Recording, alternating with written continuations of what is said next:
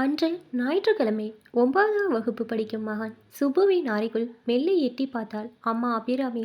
அங்கே காலையில் அவள் போட்டு வைத்த காஃபி ஆடை பறந்து ஆறிப்போய் கேப்பாரற்ற அனாதையாய் கிடந்தது. படுக்கையில் சுப்புவை காணாது அறைக்குள்ளே நோட்டமிட்டது அம்மாவின் கண்கள். பால்கனியில் சோகமே உருவாய் சுப்பு அமர்ந்திருக்க மெல்ல அருகில் போனாள் அபிராமி. டி சுப்பு, என்னடா தம்பி, மணி 11 ஆகுது, காலையில் போட்ட காஃபி அப்படியே கிடக்குது, என்னதாடா உன் பிரச்சனை என கேட்டபடி அவன் தோள்களை தொட்டாள் அபிராமி. அதுவரை அம்பியாய் நின்று கொண்டிருந்த மகன் சுப்புவோ அந்நியனாய் மாறி, என்கிட்ட வராதீங்க, உங்களுக்கு தெரியாதா எனக்கு என்ன பிரச்சனைன்னு, எனக்கு உங்கள் கூட இருக்க பிடிக்கல, நான் ஊருக்கு போகிறேன், இல்லை என்னை ஏதாவது ஹாஸ்டலில் சேர்த்துருங்க என நரம்பு பிடிக்க கோபமாய் கத்தினான். தயவுசெய்து என் ரூமை விட்டு போயிடுங்க என ஆவேசமாய் சத்தம் போட்டான் சுப்பு. சுப்பு, சத்தம் போடாதே, அப்பா காதில் விழப்போகுது என பதறினாள் அபிராமி.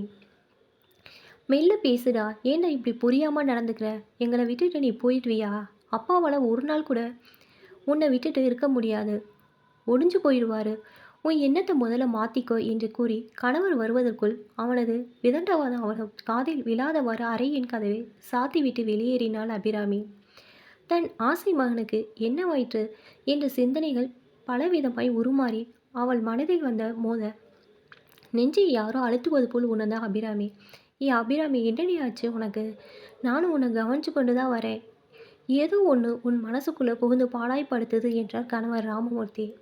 அவள் சடாரென்று கணவன் மேல் சாய்ந்து மடை திறந்த வெள்ளம் போல் தேக்கி வைத்திருந்த கண்ணீரை ஆறாய் பெருக்கி அவரது சட்டையை நனைத்தால் பதறினாள் ராமமூர்த்தி. காரணம் அறிந்தார்.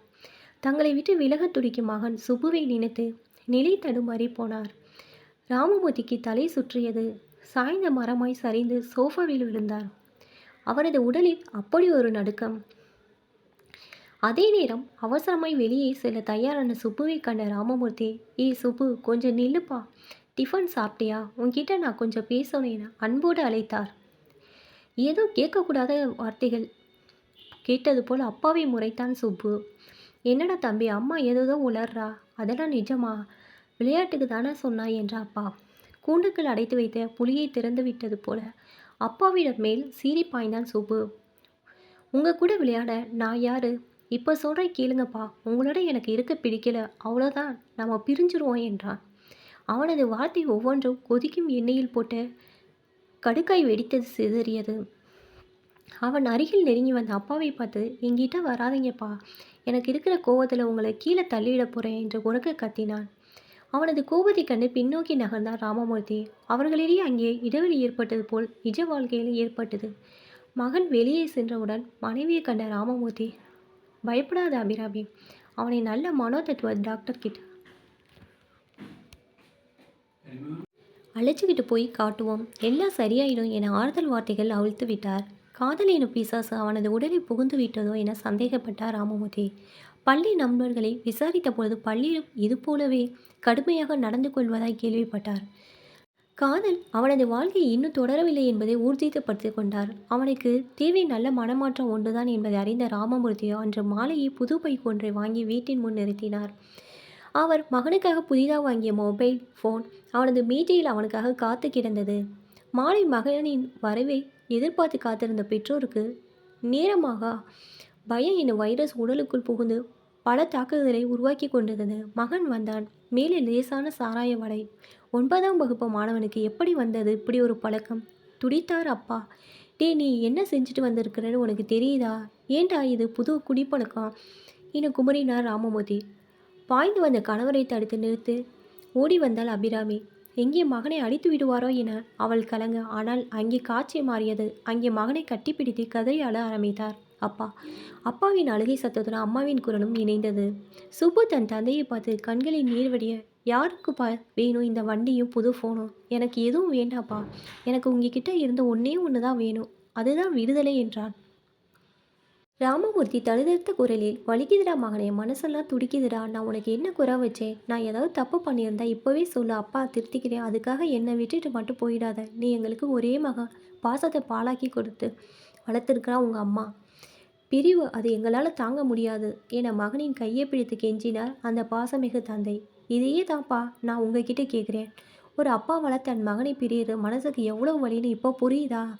இப்படி தானப்பா என் தாத்தாவுக்கும் இருந்திருக்கும்.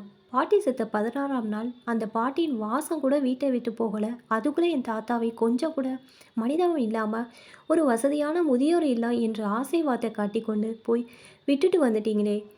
இப்ப நீங்க துடிக்கிறீங்களே! இப்படிதானே அன்று அவருக்கு இருந்திருக்கும்.